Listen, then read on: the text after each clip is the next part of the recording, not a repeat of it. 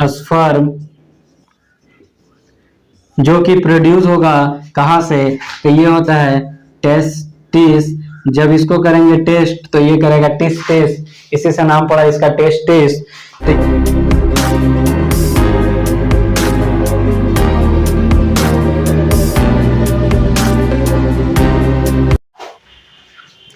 Welcome back to our YouTube channel, जहाँ की आज हम लोग बात करने वाले हैं क्लास 10 या फिर आप बोल सकते हैं क्लास 12 का chapter reproduction. How do living organism reproduce. इसमें हम लोग जो है आज इसका ओवरव्यू देखेंगे। चैप्टर के अंदर हम लोगों को कौन कौन से टॉपिक को पढ़ना है उसको जानेंगे, और फिर नेक्स्ट टॉपिक रहेगा हमारा उस क्लास को स्टार्ट करना, जहाँ पे कि हम लोग उसके बारे में डिटेल्स वे में जानेंगे। आज का जो है रिप्रोडक्शन, थोड़ा सा इसके बारे में जानते हैं। तो रिप्रोडक्शन जो है ये दो वर्ड से मिलकर बना है। एक है आपका री, और जो दूसरा वर्ड होता है उसका नाम है या फिर उसे कहा जाता है प्रोडक्शन। और री का मतलब होता है अगेन, मतलब दोबारा, और प्रोडक्शन का मतलब टू प्रोड्यूस।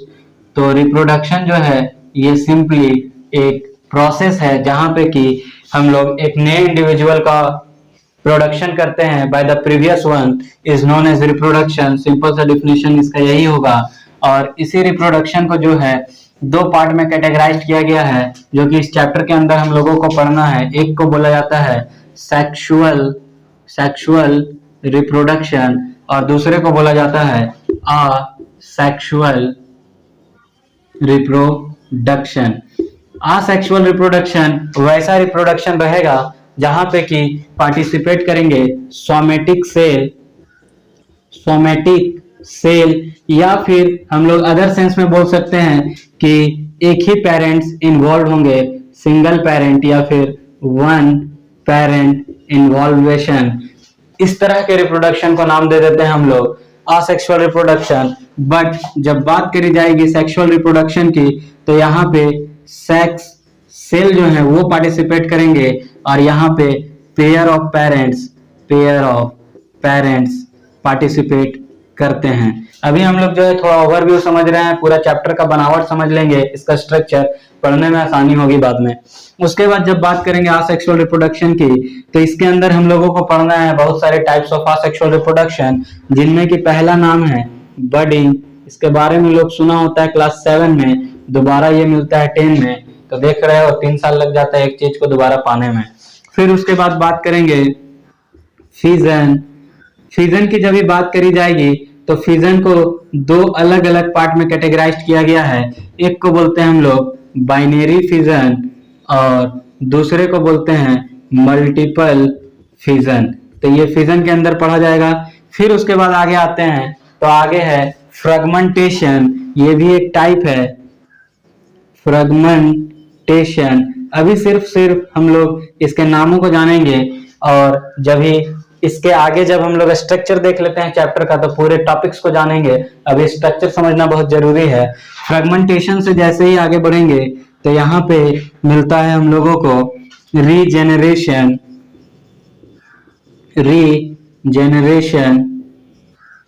और जैसे ही रीजेनरेशन से आगे आते हैं, तो असेक्सुअल रिप्रोडक्शन के टाइप में बडिंग, फिजन, फ्रेगमेंटेशन, रीजेनरेशन, और एक होता है वेजिटेटिव प्रोपगेशन।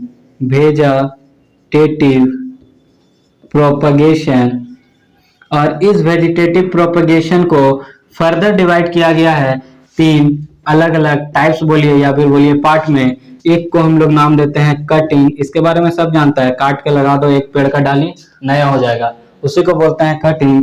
एक होता है लेयरिंग, और एक होता है ग्राफ्टिंग।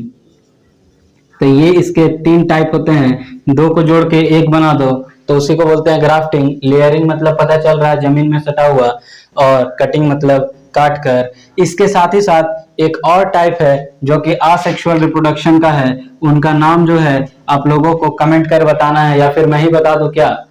देखिए अभी मैं आता हूँ सेक्सुअल की तरफ, अगर आप लोगों को याद आता है तो बताइए, नहीं तो फिर मैं लिखता हूँ सेक्सुअल के बाद।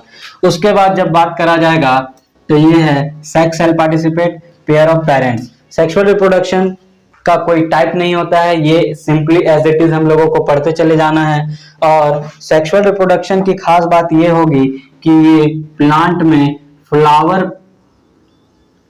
के ऊपर भी देखने को मिलता है, या फिर बोलिए फ्लावर में देखने को मिलता है। और साथ ही साथ एनिमल्स, ह्यूमन बींग्स जो हम लोग बोलते हैं एज एनिमल कंसिडर कर रहे हैं, तो एनिमल्स में देखने को मिलता है। जब भी बात करेंगे हम लोग सेक्सुअल रिप्रोडक्शन का, तो सेक्स पार्ट होना चाहिए, जो कि फ्लावर में मतलब प्लांट में तो फ्लावर ही हो जाता है। लेकिन जब भी एनिमल का बात करेंगे तो इसका जो सेक्स पार्ट कहा जाता है, एक को बोला जाता है male reproductive system, male reproductive system, और दूसरे का जब बात करेंगे तो फीमेल रिप्रोडक्टिव सिस्टम। जब भी बात करेंगे मेल रिप्रोडक्टिव सिस्टम का, तो यहाँ से मेल गैमेट का नाम हम लोगों को याद रखना है। और वो मेल गैमेट का नाम होता है, गैमेट क्या है, तो गैमेट ही वो मटेरियल है, वो चीज है, वो गुण है जो कि आगे ट्रांसफर होगा रिप्रोडक्शन के लिए। तो मेल गैमेट का जब बात करेंगे तो मेल गैमेट जो है वो होता है आपका स्पर्म, जो कि प्रोड्यूस होगा कहां से, तो ये होता है टेस्टिस। जब इसको करेंगे टेस्ट तो ये करेगा टेस्टिस, इसी से नाम पड़ा इसका टेस्टिस। तो ये टेस्टिस से प्रोड्यूस होता है। उसी तरह जब फीमेल रिप्रोडक्टिव सिस्टम में बात करते हैं तो यहाँ पे आएगा फीमेल गैमेट, क्योंकि यही तो मिलेगा मेल गैमेट के साथ, या फिर मेल गैमेट इसी से तो आके मिलेगा, तब तो जाके नया फूल खिलेगा।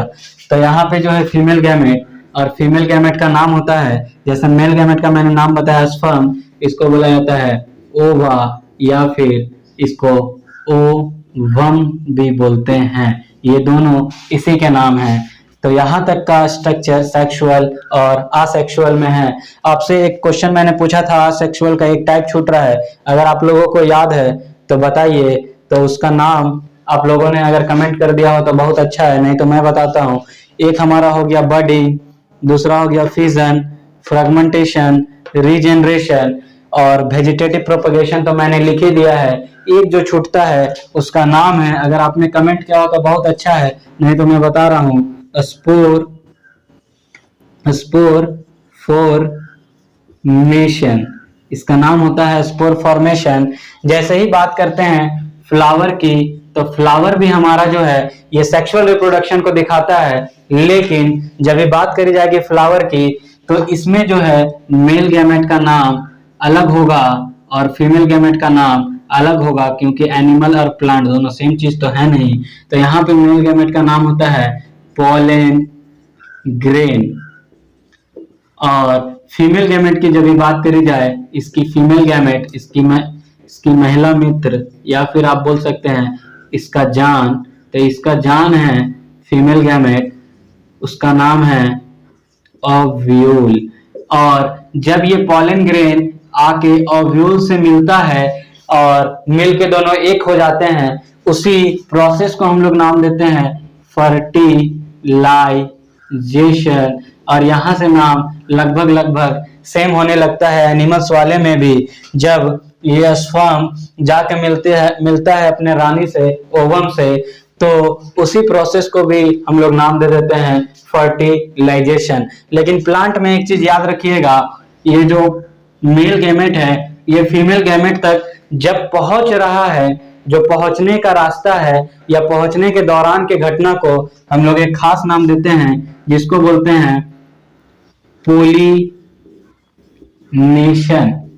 जिसको बोलते हैं पोलिनेशन। बट आफ्टर पॉलिनेशन वो आएगा अपने रानी के पास और इसके साथ मिलेगा, बातचीत शुरू होगा, उसका कहानी शुरू होगा, तो उसी प्रोसेस को नाम दे देते हैं फर्टिलाइजेशन।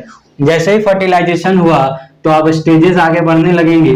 जैसे ही हम लोग बोलते हैं मेल गैमेट फीमेल गैमेट से मिलता है, तो उसके बाद जो है कहानी शुरू होती है, और कहानी चलती है एक नए न्यू यंग बॉर्न बेबी के तरफ, या फिर न्यू बेबी के तरफ। तो ये कहानी बढ़ेगी फर्टिलाइजेशन से आगे और बनेगा जाइगोट। जाइगोट जो है आगे बढ़ेगा और यहां से बनाएगा एम्ब्रो। एम्ब्रो जो है वो आगे बढ़ा तो यहां से बनाएगा फ्यूटस। अब फ्यूटस जो है आगे बढ़ा तो यही हमारा न्यू बेबी के रूप में आगे पता चलता है या फिर मिलता है। तो ये तो कुछ स्टेजेस हुए। इस चैप्टर में जब हम लोग सेक्सुअल असेक्सुअल को पूरा डीप पढ़ेंगे, उसके बाद आगे पढ़ेंगे तो बहुत सारी समाज में कुरीतियां हैं, बहुत सारी समाज में जो है द्वेष या फिर आप बोलिए कि समाज के पास कमी है, लैक ऑफ एजुकेशन है, जिसके कारण कि हम लोगों को पढ़ना पड़ता है, उसके बारे में जानकारी हासिल करनी पड़ती है। वो है कॉन्ट्रासेप्टिव मेथड्स, कॉन्ट्रासेप्टिव मेथड्स। और ये बहुत इंपॉर्टेंट है, खास करके आज के दिनों में जितना समाज के ऊपर गलत प्रभाव पड़ा है तो इसको जानना बहुत जरूरी है। Contraceptive methods, contraceptive methods means how to prevent pregnancy, इसी को बोलते हैं हम लोग contraceptive methods, by using contraceptive methods. तो इस विषय में कुछ बात करी जाएंगी कॉन्ट्रासेप्टिव मेथड्स के विषय में। और जब इससे हम लोग आगे बढ़ेंगे तो एक आएगा STD।